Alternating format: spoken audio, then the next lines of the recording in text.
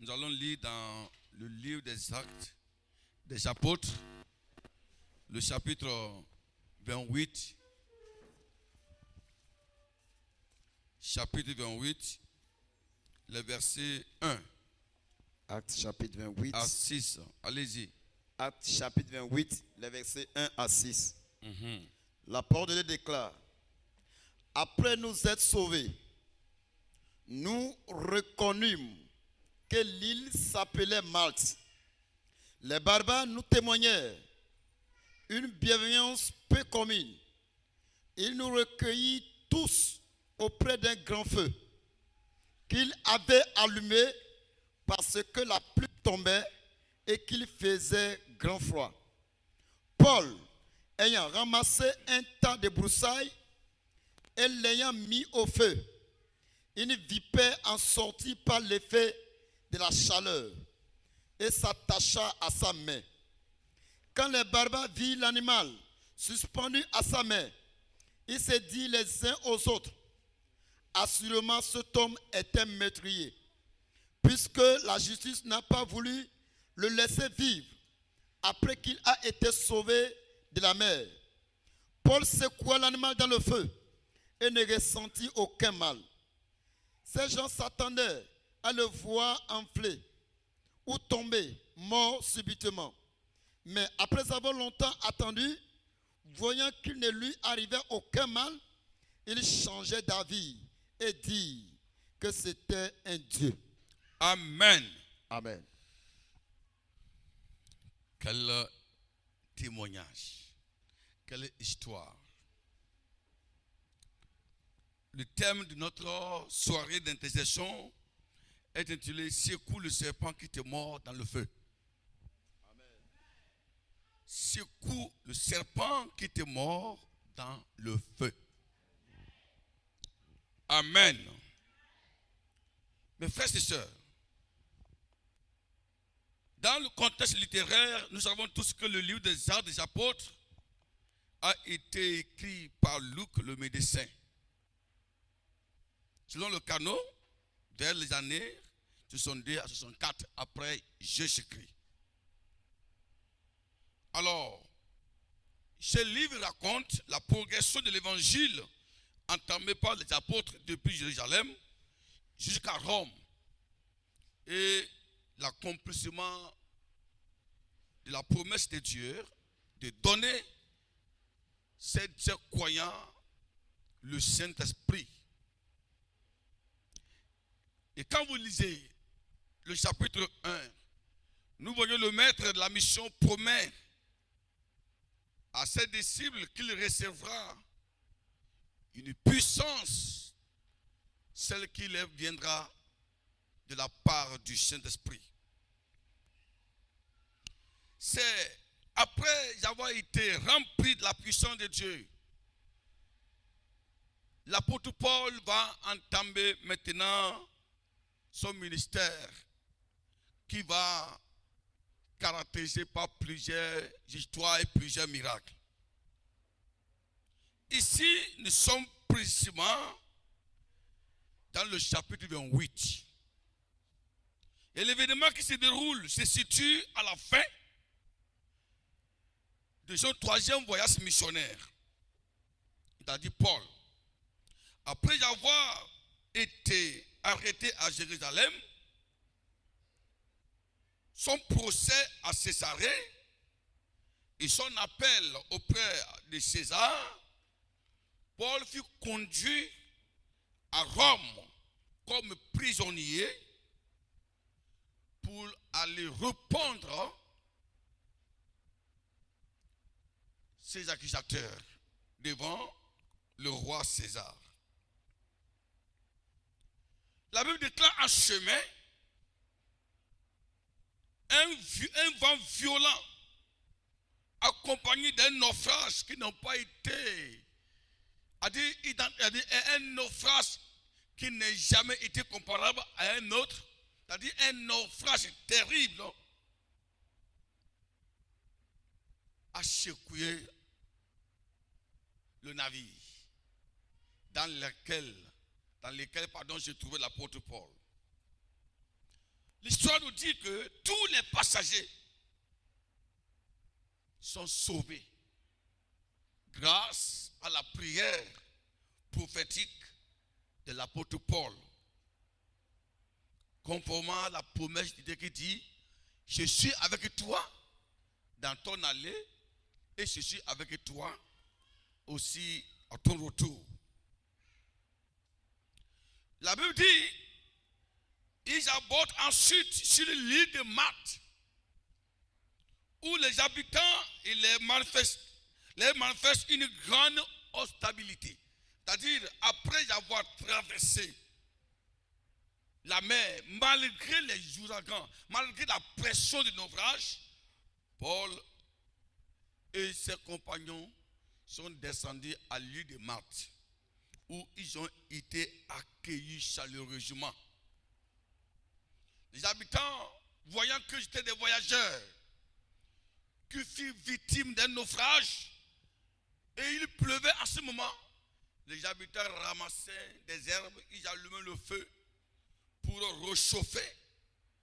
Alors ceux qui venaient d'être échappés de naufrage,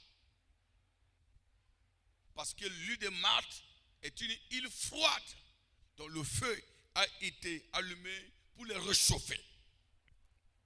La Bible dit c'est pendant ce moment-là, l'apôtre Paul, l'infatigable, le serviteur, l'homme qui avait le cœur de Dieu, aussi ne reste pas les bras croisés, va essayer de ramasser des arbres, des herbes, et pour allumer des bois, afin de chauffer, pour réveiller la chaleur de ses confrères qui étaient dans le navire.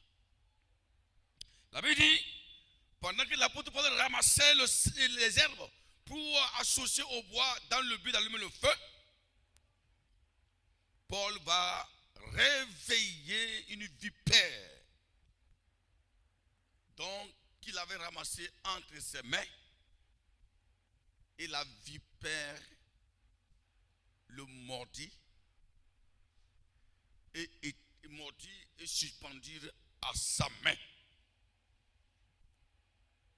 C'est-à-dire, la vipère reste attachée à sa main. Ceux qui étaient là ont remarqué que l'apôtre Paul a été mordu par la vipère. Les habitants pensent que Paul est toujours sous le jugement divin.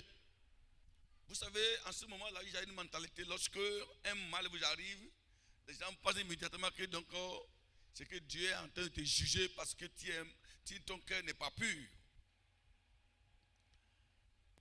Ils attendaient la mort de Paul. Ils attendaient que son pied enfle ou sa main enfle. Mais contre toute attente, Paul va secouer le serpent dans le feu qu'il avait allumé et ne subit aucun dommage. Ce miracle ouvre la porte à un puissant ministère de guérison sur l'île de Malte. Quand vous lisez chapitre 28, c'est-à-dire que Paul va profiter de cet événement pour opérer des grands miracles. Ceux qui avaient dit que l'apôtre Paul était méchant, était un malfaiteur, un meurtrier, un sorcier, c'est pourquoi le serpent l'a mordu, ont changé de langage. On dit, mais cet homme-là, il est totalement contraire de ce que nous pensons de lui. Il n'est pas un homme, il est un Dieu. Alléluia. Alléluia. Donc, c'est à travers cette histoire que j'ai tiré mon thème. Secoue le serpent qui te mord dans le feu. Le verbe grec qui traduit le verbe secouer est aponinasso, qui signifie rejeter avec force, faire tomber complètement, se débarrasser définitivement. Voilà ce que signifie le verbe secouer. Ici, Luc ne dit pas que Paul a essayé de retirer doucement la vipère, Mais Luc dit, il a rejeté immédiatement. La vipère, dans l'Antiquité grecque, s'appelait Echina, qui veut dire vipère. C'était une vipère dangereuse. Tout le monde savait que lorsqu'elle mord quelqu'un, ça c'est la mort, il n'y avait pas de solution. Ils attendent que Paul meure, mais à leur grande surprise, rien n'est arrivé à l'apôtre Paul. Paul jette la vipère dans le feu. Le feu devient ici le lieu où la puissance destructrice du serpent a été totalement neutralisée. Mes amis, secouez le serpent qui était mort.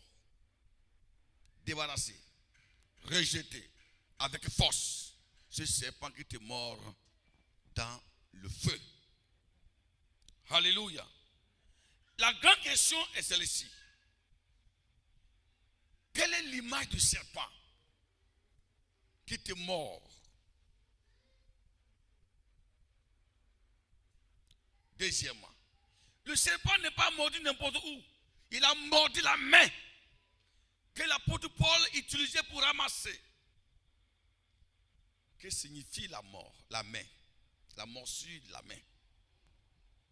Quelle est l'image du feu? Et comment un chrétien, un enfant de Dieu, peut-il arriver à secouer le serpent qui le mord dans le feu? Alléluia. Gloire au Seigneur Jésus-Christ. Premièrement, le serpent. Que signifie-t-il? Dans la Bible, l'image du serpent est claire. Dans ce récit, nous voyons beaucoup d'éléments, beaucoup d'images spirituelles. Le serpent, le feu, la morsure. Toutes ces images-là nous enseignent beaucoup de choses. Donc nous tombons d'abord sur le premier point, l'image du serpent. Deuxième point, l'image du feu. Alléluia. Et troisièmement, pourquoi le secouer et comment le secouer?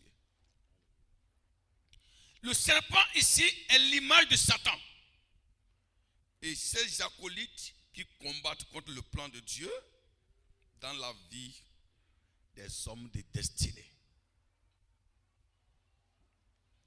Quand vous lisez Apocalypse, chapitre 12, 7 à 9, la Bible dit, il y a eu une guerre dans le ciel. Michel et ses gens combattirent contre le dragon. Et le dragon et ses gens combattirent. Mais ils ne furent pas les plus forts. Et leur place ne fut plus trouvée dans le ciel. Ils furent précipités. Le dragon, le serpent ancien, appelé le diable et Satan, celui qui séduit toute la terre. Il fut précipité sur la terre. Et ses gens furent aussi précipités avec lui. Donc l'apôtre Paul n'a pas été seulement mordu. C'est vrai, physiquement parlant, c'était un serpent naturel. Mais sur le plan spirituel, ce serpent était l'image de Satan qui était en train de combattre contre le plan de Dieu dans la vie de Paul. Paul était un homme de destinée. Il a été choisi par le Seigneur pour répandre l'évangile dans les nations, pour sauver des âmes perdues. Le plan de Dieu était en lui.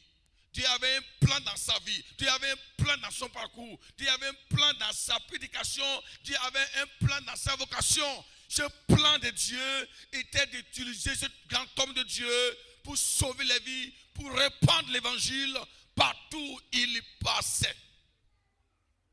Mais nous voyons partout que l'apôtre Paul passe, il est toujours attaqué. Frères et sœurs, si Dieu a un plan pour ta vie, si Dieu a un plan pour ta vie, si tu as un grand ministère, si tu as un avenir glorieux, attendez, il y aura toujours un serpent qui va t'agresser. Qui va t'agresser. Regardez là où le serpent a attaqué l'apôtre Paul. Le serpent a attaqué la main de l'apôtre Paul. La main est l'image de son ministère. La main de Paul est l'image, symbolise le ministère que Dieu lui avait confié. Par la main, l'apôtre Paul imposait les mains aux malades. Il était guéri. Par la main, il imposait des gens sur les têtes et il recevait le Saint-Esprit. Quand vous lisez dans Actes 9, le verset 1 à 3, vous allez voir que l'apôtre Paul arriva à Éphèse, il va imposer les mains aux disciples d'Éphèse. Ils reçoivent le baptême du Saint-Esprit et s'est mis à parler en d'autres langues. La main, c'est son autorité, c'est le pouvoir. Jésus dit, je vous donne le pouvoir. Quand on donne à quelqu'un, avec quoi il reçoit? Sur le pied? Non, je crois que non. C'est avec la main qu'on reçoit tout don. Celui qui reçoit le don que tu lui offres par le pied, tu as insulté. N'est-ce pas? Tu as insulté. Le serpent a ciblé un bon endroit. Il a ciblé un domaine stratégique de l'apôtre Paul, le ministère.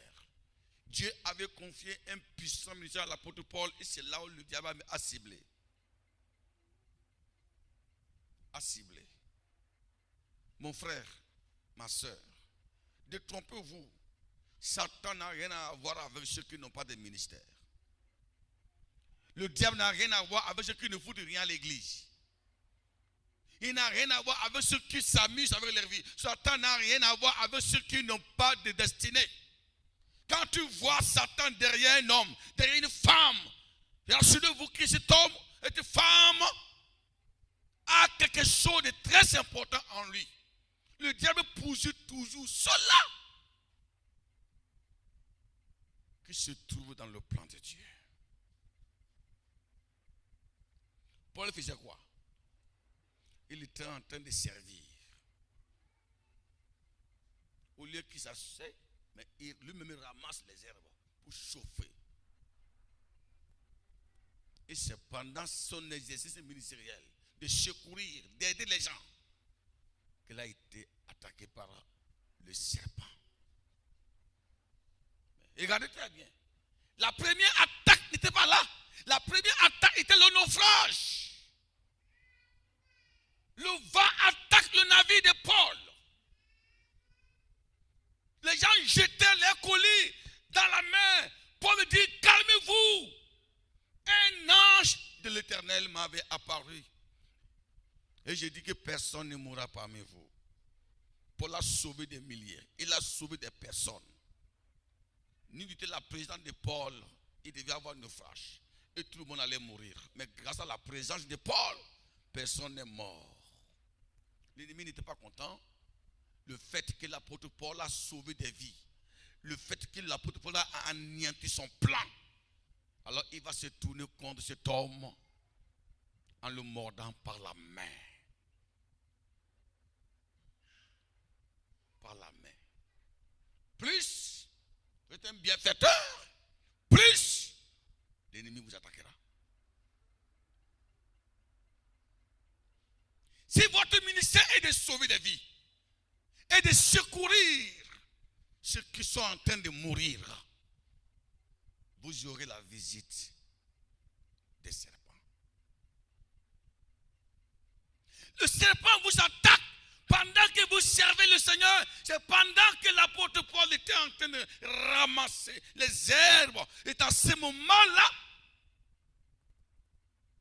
il a provoqué le diable. Le serpent l'a mordu. Si tu ne fais rien contre le diable, il n'aura aucune affaire contre toi. La plupart de mes attaques que j'ai reçues, qui viennent du diable, viennent souvent après que j'ai livré un grand combat, après que j'ai pris, beaucoup de vies sont sauvées. Donc, ce serpent-là, il est naturel, mais il avait une image spirituelle qui est le diable. Le diable. Alléluia. Donc, il est l'image de Satan. Ces ouvriers, ces alcooliques, ceux qui sont acquis pour sa cause, c'est ce que ce serpent représentait. Et il a mordu la main de Paul. Et quand il a mordu la main de Paul, non, mais quand un serpent mord, il fait quoi? Il laisse, non? Mais il a mordu et il est resté suspendu. C'est-à-dire, il ne veut pas quitter. Il mord, mais il ne veut pas quitter. Il va quitter. Pourquoi il va quitter? Parce que il veut que vraiment son venin connaître correctement. Il avait l'intention de détruire complètement l'homme. Le serpent, il est l'image des agents satanistes rusés. Rusés, des séducteurs, des menteurs, des hypocrites qui sont collés à vous. Comme le serpent était suspendu dans la main sur la main de Paul, il y a des gens comme ça, avec pas la ruse pour te détruire, ils viennent se coller à vous comme ça. Ils ne veulent pas te laisser. Tu fais tout pour finir avec eux, mais ils sont toujours collés à vous parce qu'ils veulent atteindre un objectif dans votre vie. La vipère avait un objectif à atteindre. L'ennemi voulait passer par cette vipère pour détruire complètement. Mais ce qui m'étonne, l'apôtre Paul n'a pas laissé le temps à la vipère. Automatiquement, il a secoué. Il y a beaucoup de chrétiens qui ne prennent pas leurs responsabilités. Ils voient le danger et disent non, si je fais de façon immédiate, il va se fâcher. Satan va se fâcher. Je vais faire doucement avec le diable là. Si je fâche, ce n'est pas bon. Mon frère, quelle est ta mission sur la terre? Satan va se fâcher, donc tu as peur de la colère du diable. Ce qui doit être secoué immédiatement, il faut secouer ça. Ne perdez pas le temps en disant que ça va passer. Beaucoup ont perdu leur ministère. Beaucoup ont perdu leur famille, leur foyer, après avoir laissé le temps au diable dans leur vie. Après avoir eu le temps au diable dans leur foyer, ils ont pris le temps de les maîtriser, le temps de connaître tous les points forts, les points faibles. Et aujourd'hui, ces foyers sont en difficulté.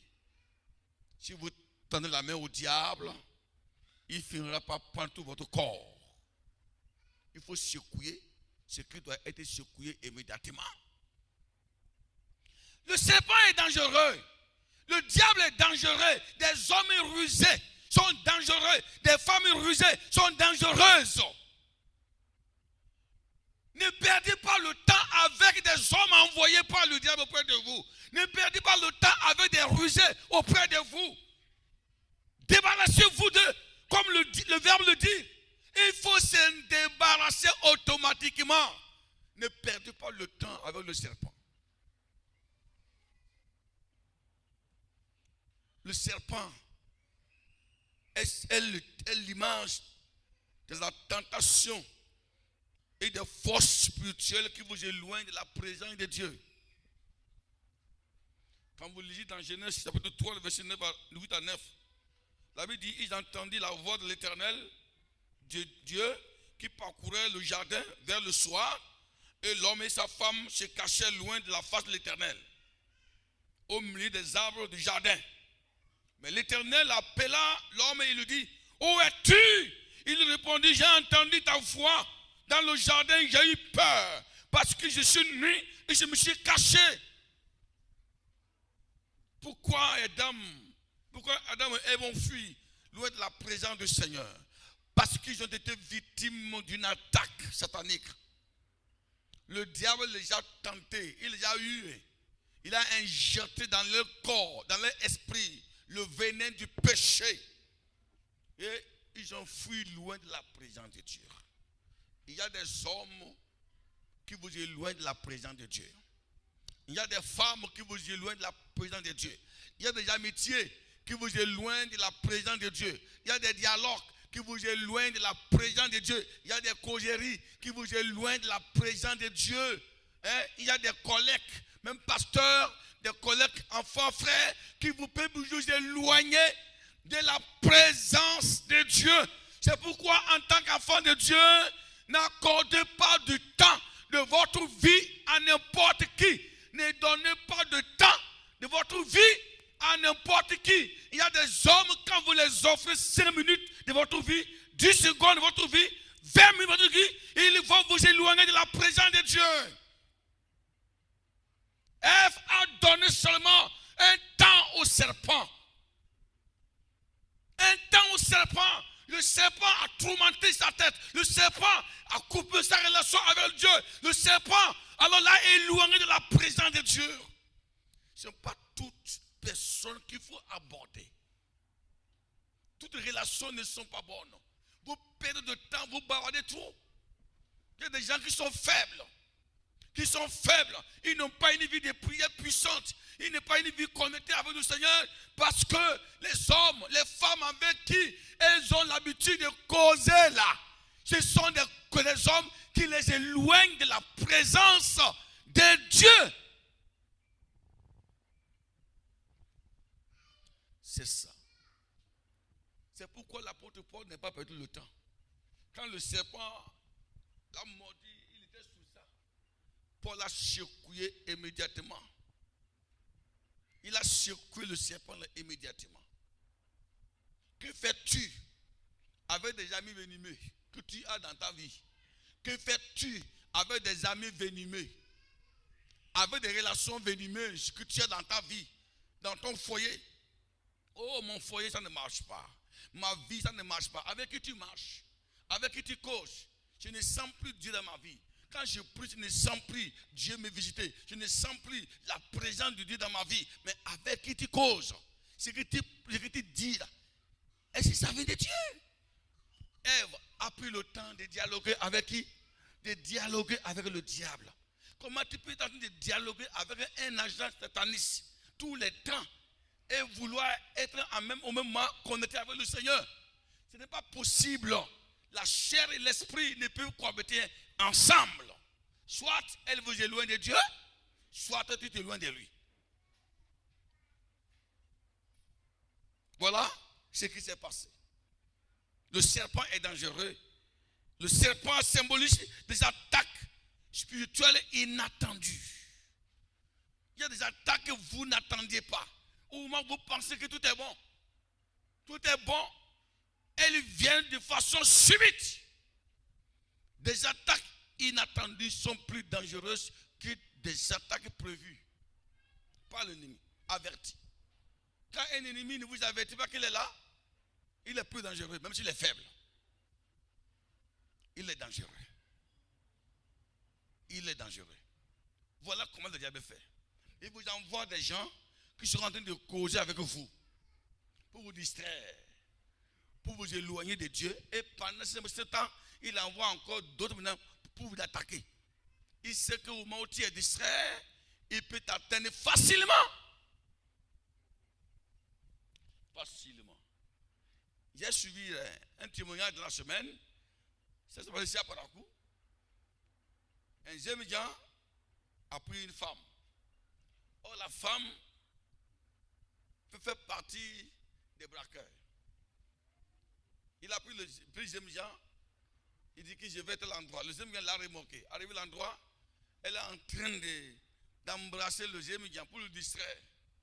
Fait comme il veut de lui. Il fait comme elle est en train de faire des avances. En attendant que les bourreaux ne viennent. Le jeune gens a été distrait comme ça quand les acolytes de la femme sont venus. Ils ont alors arraché la moto. Ils ont remorqué la dame. Ils sont partis. Vous voyez? C'est la même manière que le diable fait. Il sait que tu es un homme de prière. Tu es un homme de feu. Comment t'atteindre maintenant? Il faut qu'il envoie quelqu'un pour te distraire, pour te déconnecter, pour te faire perdre le fil. Et pendant que tu es déconnecté, les vraies attaques viennent. Donc ce qui vient de distraire, c'est pour t'endormir. et les vraies attaques viennent subitement contre vous. Paul n'a pas permis le diable, le serpent le distraire.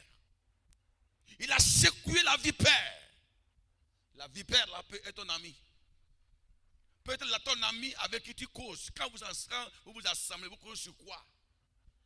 Prenez 1 heure de temps, 3 heures de temps, vous ne faites que parler des choses inutiles. Pas sur la parole de Dieu, mais des trucs inutiles. Il y a des attaques comme ça. Des attaques inattendues. Quand Jésus a pris la barque, il allait à Génézareth. Il y avait une attaque inattendue. Le vent, la tempête est arrivée. Heureusement, il n'y avait personne qui était distrait dans la barque. La tempête fut arrêtée. Automatiquement. Quand David était en train de jouer la guitare, en train de louer le Seigneur, il a reçu des attaques inattendues. Saül vint avec sa lance de façon subite pour le crucifier à la proie. Heureusement, pour David, il n'était pas distrait. Il était connecté. Quand il est connecté de Dieu, l'attaque peut être inattendue, elle peut être subite. Si tu es connecté de Dieu, rien ne peut t'arriver. Des hommes connectés sont dangereux. Des femmes connectées sont dangereuses contre le diable. Le diable peut t'attaquer de façon subite, mais il ne pourra pas t'atteindre parce que tu es connecté. Le serpent n'a pas averti Paul. Le serpent n'a pas averti Paul pour dire Paul, je vais te mordre. On dit souvent que l'ennemi qui dit je vais te mordre n'est pas de force. C'est un peu vrai. Le serpent ne va pas dire à Paul, je vais te mordre. Non. Paul ramasse les herbes. Le serpent se voit menacé. Le mord. Il ne l'a pas averti. Il y a un serpent qui est en train de te mordre, mon frère. Il y a un serpent qui est en train de te mordre. Il y a un homme serpent qui te mord. Il y a une femme serpent qui te mord. Il est en train de te mordre. Il est en train d'injecter les venins dans ton ministère, dans ta carrière, dans ta profession. Il est en train de te mordre petit à petit. Il veut te détruire totalement. Il faut secouer ça dès maintenant. Peut-être au moment où tu m'écoutes, le venin est déjà dans ton corps. Le venin est déjà dans ton sang. Le venin est déjà dans ta vie. Ton ministère est déjà atteint. Ton foyer est déjà atteint. Ta carrière est déjà atteinte. C'est pourquoi le Seigneur m'envoie ce soir pour t'avertir, pour dire que il n'est pas seulement le Dieu qui avertit, mais aussi le Dieu qui délivre. Quand l'apôtre Paul a secoué le serpent est tombé dans le feu avec son venin. Peu importe le venin spirituel qui circule dans ta vie, dans ton ministère, ce soit par la parole de Dieu, je déclare qu'il soit secoué définitivement au nom puissant de Jésus-Christ. Alléluia. Le serpent qui te mord ne serait pas toujours suspendu sur ta main. Le serpent qui a mordu ta mission, qui a mordu ton ministère, qui a mordu ton foyer, je déclare qu'il ne sera pas toujours suspendu. Il sera détruit complètement par la parole de Dieu. Alléluia. Quelqu'un est là ce soir? Dis à ton frère, il faut secouer le serpent là. Alléluia. Le serpent a mordu Paul par la main. Tu as dit quoi la main? C'est le ministère. La main, c'est sa mission. La main, c'est sa carrière. La main, c'est sa destinée. La main, c'est ce qu'il fait. Peut-être te sortir là. Le serpent a mordu ton ministère. Il a mordu ta vie de prière. Il a mordu tes finances. Il a mordu ta profession. Tu es détruit complètement. Quand le serpent a mordu Pierre, Paul, ils ont dit quoi? Les barbares et les païens On dit que c'est tellement cet homme est un meurtrier, c'est pourquoi le serpent l'a mordu. Pourquoi nous qui sommes ici là, le serpent, c'est tellement, c'est méchant. Mais au moment où ils ont vu, Paul debout toujours, le serpent n'a rien fait. Il dit, ah, il n'est pas meurtrier, mais c'est un tueur. Ce soir, les gens vont changer les langages par rapport à ta vie au nom de Jésus-Christ. Ce qu'ils pensaient de toi, ils verront ça autrement par la parole de Dieu. L'onction de Dieu est là ce soir pour te aider à secouer tous les serpents qui étaient morts.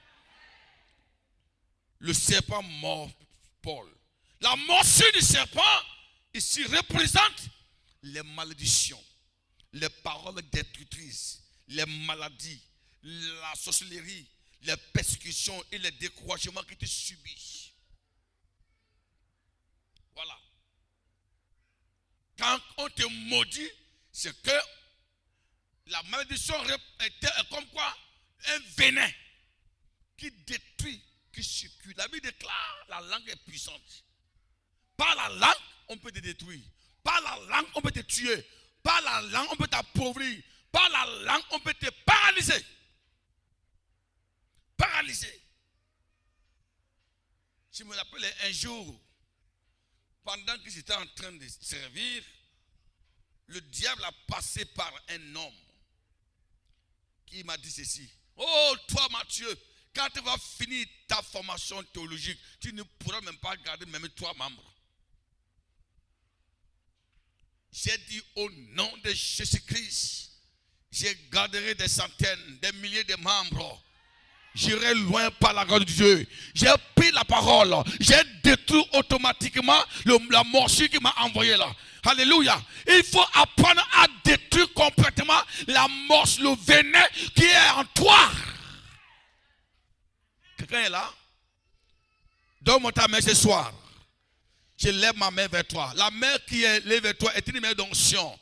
Je lève ma main tout pour te dire quoi ce soir. Le venin de serpent qui circule dans ton corps, qui t'a mordu totalement, je le détruis totalement. Je le détruis totalement dans ton corps. Il n'aura plus dans ton sang la morsure de la sorcellerie, de la méchanceté, de la malédiction dans ton corps. Il n'aura plus ça. Le Seigneur détruit ça maintenant même. Il y a un homme ici qui est mordu par le serpent spirituel. Il y a un homme ici, il y a une femme ici, il y a un jeune ici. Ouais, tu as un grand ministère, mais actuellement, ils ont mordu ton ministère, ils ont mordu ta santé, ils ont mordu ta vie. Mais ce culte, c'est ton culte. Ce culte, c'est pour toi. Le Seigneur me déclare ce soir que tous les venins des serpents, toutes les morsures des serpents dans ton corps, dans ta main, aujourd'hui, c'est secoué par la puissance du Saint-Esprit. Tu ne quitteras pas ici avec le venin de Satan. Ta vie va changer, ton corps va changer. L'Esprit du Seigneur va se reposer sur toi au nom puissant de Jésus-Christ. Oh Seigneur. Le serpent est également l'image des ennemis cachés. Le serpent n'était pas allé libre. Il était caché dans les herbes. Il était caché dans les herbes. Les herbes étouffées sont l'image du monde des ténèbres dans lesquelles Satan se cache. Il est l'image de la foule. Les herbes sont l'image de la foule. Les herbes aussi sont l'image d'une église dans laquelle morte, le feu est éteint et les hommes méchants viennent se cacher pour détruire.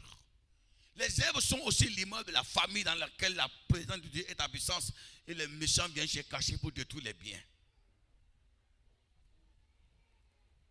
Paul va découvrir le serpent dans sa cachette. Il va découvrir le serpent dans sa cachette. Paul ne savait pas qu'il y avait un serpent là. Mon frère, si tu es un vrai serviteur de Dieu, si tu es un enfant de Dieu, tu vas découvrir les serpents pendant que tu serves le Seigneur. Quand j'avais commencé mon ministère, je pensais que là, tout est rouge. Mais pendant que j'ai servi le Seigneur, dans mon ministère, j'ai découvert les serpents, des vipères. J'ai découvert des vipères. J'ai découvert des hommes vipères, des femmes vipères. qui étaient préparés pour me mordre. Mais le Seigneur m'a aidé, je les ai secoués au nom de Jésus-Christ. Il y a des gens cachés. Ils sont cachés, mais vous ne les connaissez pas. Vous ne pouvez pas les reconnaître par les paroles. Ils ont des bonnes paroles mielleuses. Ils vous demandent la gentillesse. Ils vous caressent. Ils vous soutiennent même. Quand vous ne connaissez pas votre ennemi, il peut même prophétiser sur votre vie. Oui. Il peut même dire oui, tu iras loin. Mais en réalité, c'est le contraire de ce qu'il pense. Comprenez? Là où il n'y a pas la présence de Dieu, même les sorciers deviennent prophètes. Tout le monde dit, oh, tu iras loin. Tu iras loin. Oh, André ira loin. Cora ira loin. Tout le monde devient prophète en ta faveur. Parce qu'ils ne croient même pas que tu iras loin. Ils savent que quand tu vas vouloir aller loin, ils vont t'attaquer. Ils vont te détruire. Ils disent seulement sur des lèvres. On les appelle des ennemis cachés. Ils sont cachés. Ils parlent bien, mais ils vous détruisent. Ils vous détruisent. Et ils sèment en vous ce qui peut vous détruire. Paul a découvert la vipère. Il y a un ennemi qui est caché dans ta vie. Il est caché dans ta maison. Dans ton foyer. Il est caché. Dans ton lieu de service. Et c'est lui qui est la cause de tous tes problèmes. C'est lui qui est la cause de toutes tes douleurs. Il est en train de vous détruire dans le silence. En cachette. Mais aujourd'hui, par la parole de Dieu, le Seigneur te dit, l'ennemi caché sera découvert. L'ennemi caché sera découvert dans ta vie au nom puissant de Jésus-Christ. L'ennemi caché sera découvert. Alléluia. Alléluia. L'ennemi caché dans ta famille sera découvert. Le poison caché sera découvert. Alléluia.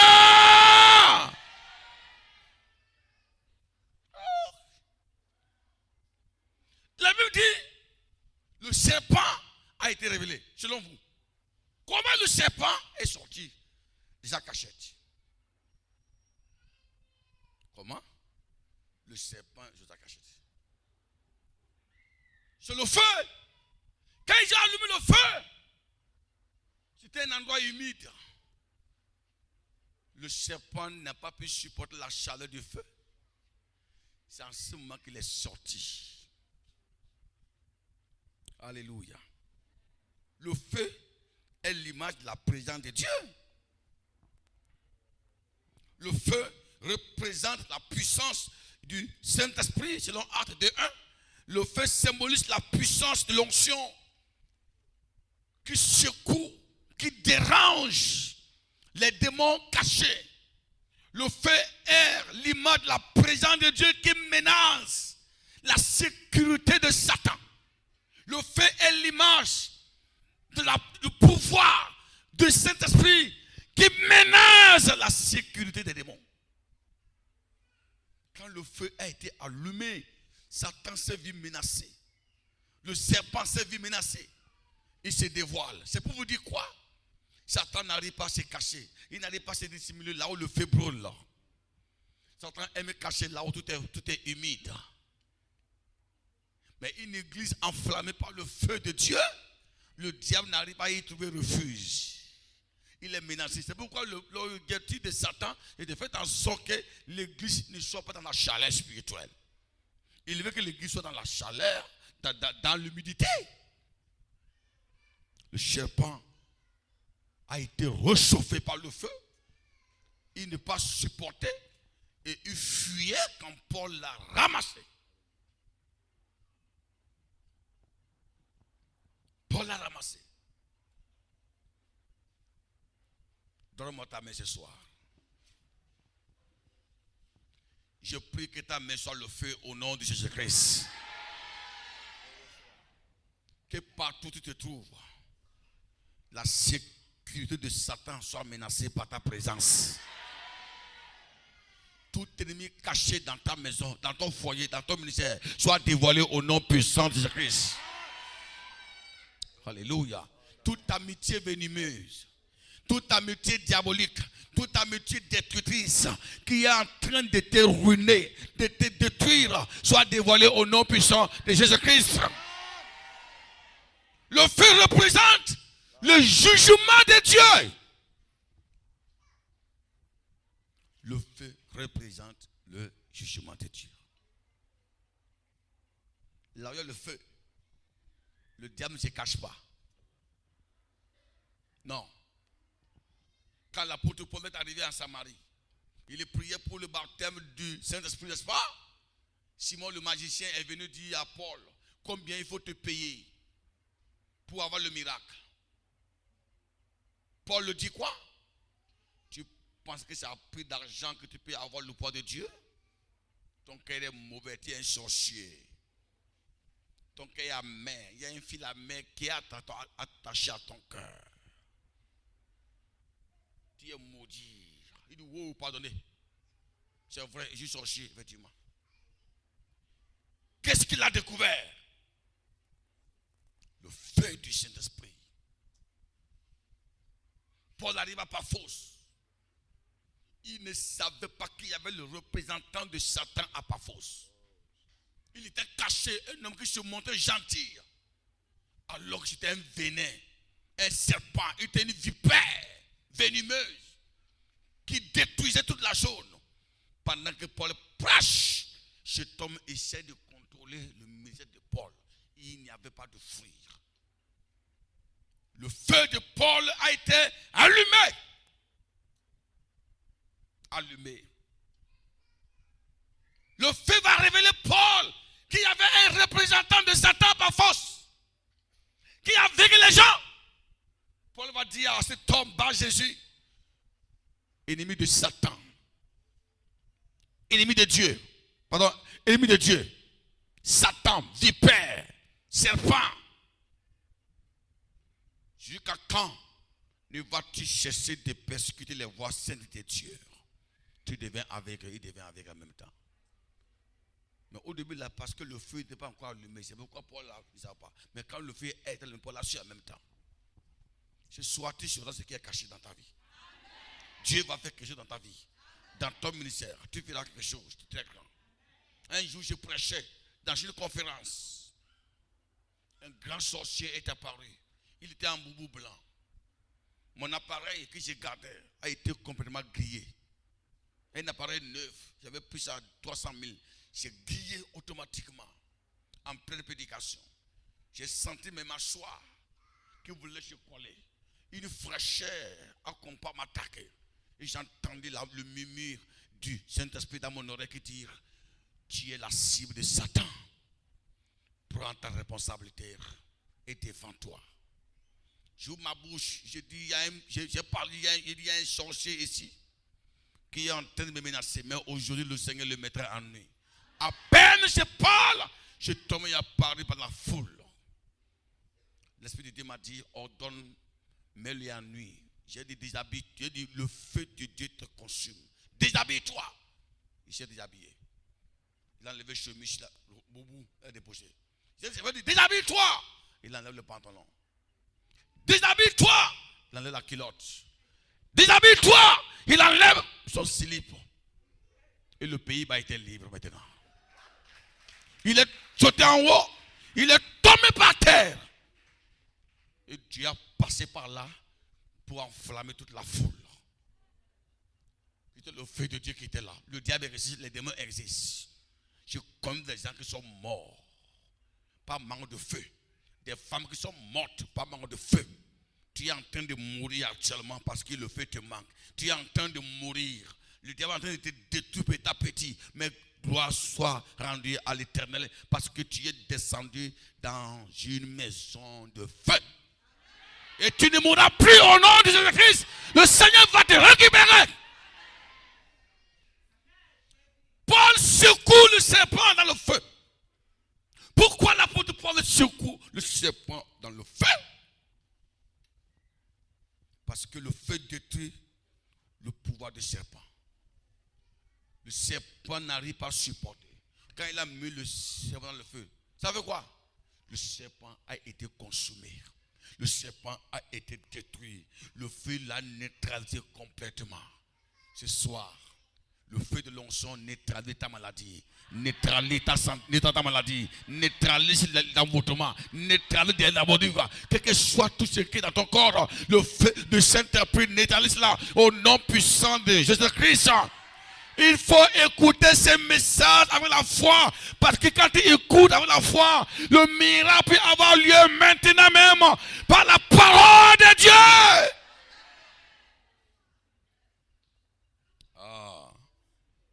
Le feu. Parce que le feu est le lieu de la victoire. Paul jette le serpent dans le feu. Le serpent a été consumé dans le feu automatiquement. Alléluia. Paul ne combat pas le serpent avec ses mains, mais il le jette dans un élément puissant qui est le feu. Cela nous enseigne que certaines batailles ne se gagnent pas par les moyens humains, mais par la puissance du Saint-Esprit. Dis à ton frère, jette ton serpent dans le feu. Encore. Encore. Encore. Oui, le serpent des blessures, le serpent de l'amertume, le serpent des offenses, le serpent du péché, le serpent des liens spirituels, le serpent de la mauvaise compagnie. Jette ça dans le feu. Quelqu'un l'a mis en haut. Dis serpent, je te jette dans le feu. Au nom de Jésus. Je te jette dans le feu. Je te jette dans le feu. Alléluia. Alléluia. Le feu transforme des attaques sataniques en témoignage. Alléluia. Le feu transforme quoi? Des attaques sataniques en témoignage. Au début, tu avais dit quoi? Que c'est tellement meurtrier.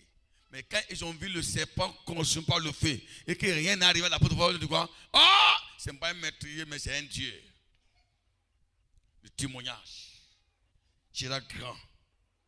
Le témoignage sera grand. Le témoignage sera grand. Les géants ne se dressent pas. Les géants ne se dressent pas que sur la route de ceux qui marchent dans la destinée. Le serpent est venu sur ton chemin, mais le feu le consumera. Le feu révèle ce qui était caché. Le feu va révéler les vipères cachées dans ta vie. Le feu va révéler les vipères cachées dans ta vie. C'est ce soir même, quand tu vas rentrer là, quand tu vas mettre pied dans ta maison, il y a des gens qui vont t'attaquer. Pas te menacer. Ce n'est pas pour rien, mais c'est le feu qui est en train de travailler. Alléluia. Alléluia. Le feu consume les œuvres du diable. Le feu consume quoi? Les œuvres du diable. C'est quoi les œuvres du diable? La division, la maladie, la pauvreté, l'échec, les somnies, tout ça là, c'est les œuvres du diable. Le feu consume ça. Ce soir, le feu de Dieu va consumer ta maladie. Paul n'a pas discuté avec le serpent. Ou bien, non, il ne le parle même pas. Il ne le nourrit même pas. Il ne le garde même pas.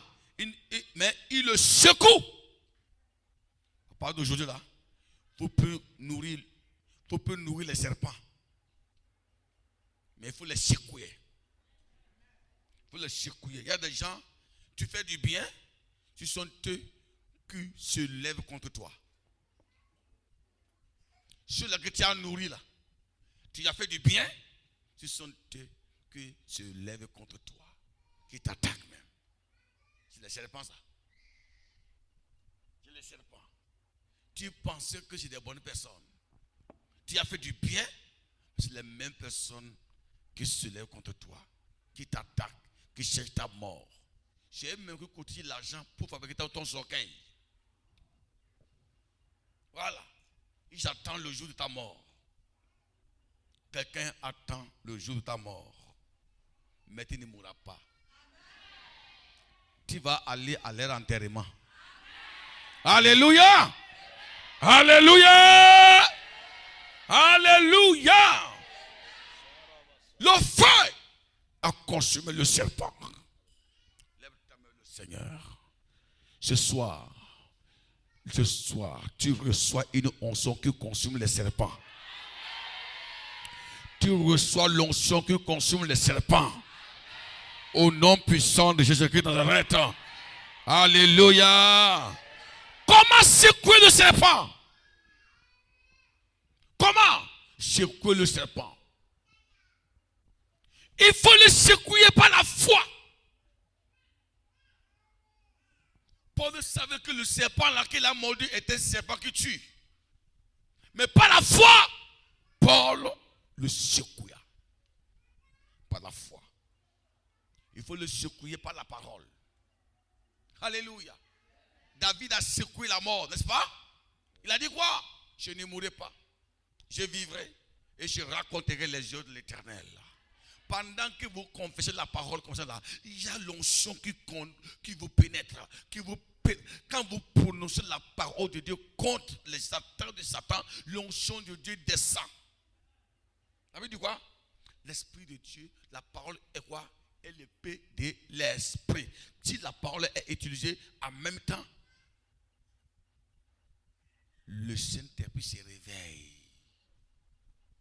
et agit. Il faut secouer. David a secoué Goliath. Goliath dit quoi? Je vais te tuer.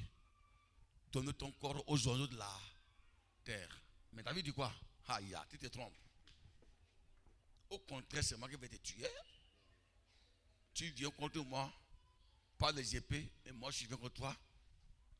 Au nom de l'Éternel des armées, le Dieu d'Israël. Qui a vaincu l'autre? David. Ce n'est pas toi qui vas tomber. C'est le diable qui va tomber. David coupe la tête de Goliath et il le remet à Saül. Il a secoué. C'est par la foi, par la parole.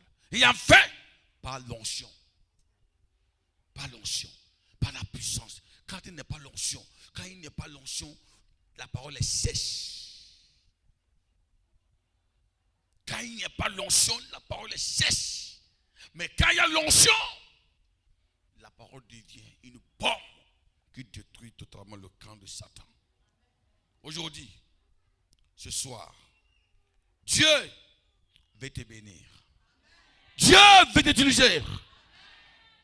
Quel serpent qui t'a mordu? Quel serpent qui est dans ta main? Quel serpent qui a mordu ton entreprise, ta santé, ton foyer, ta famille? C'est quel serpent? Quel serpent qui est caché? Tu n'arrives plus à dormir. Tu pleures, tu gémis. Parce qu'il y a un serpent à qui ils t'ont confié. À qui ils t'ont confié. Il y a un serpent qui te menace. Un serpent qui te menace. Je me rappelle un jour, quand j'étais encore très petit, j'étais dans la cour de la maison.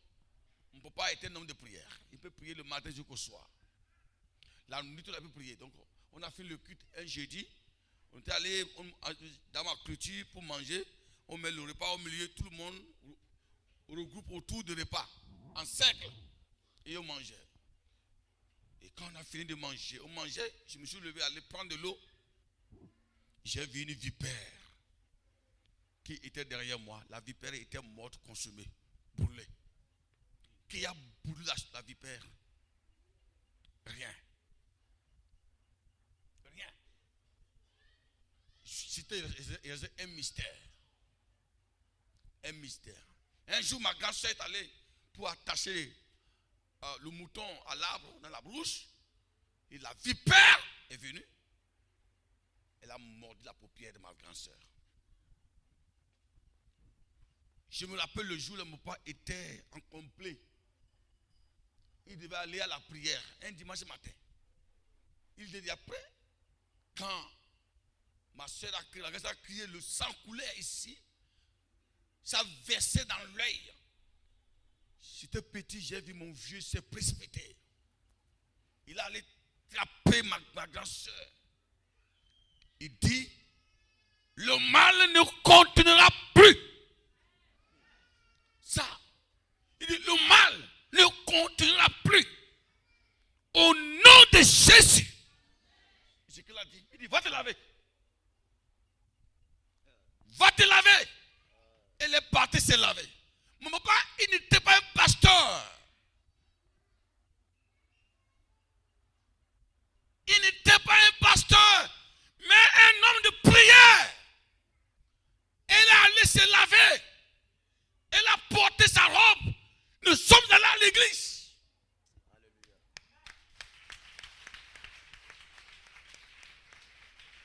Mon oncle, qui était l'ancien CA d'Atouri, n'était pas rassuré.